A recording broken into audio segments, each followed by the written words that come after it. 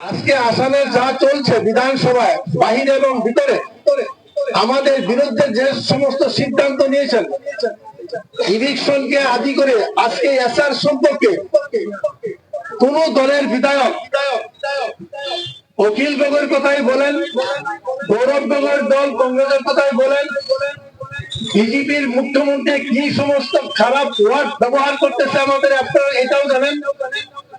LGB তো এখানে কোন ধরনের উচ্চ কথাই বলবে না, তারাও এই সরকারের অংশীদার।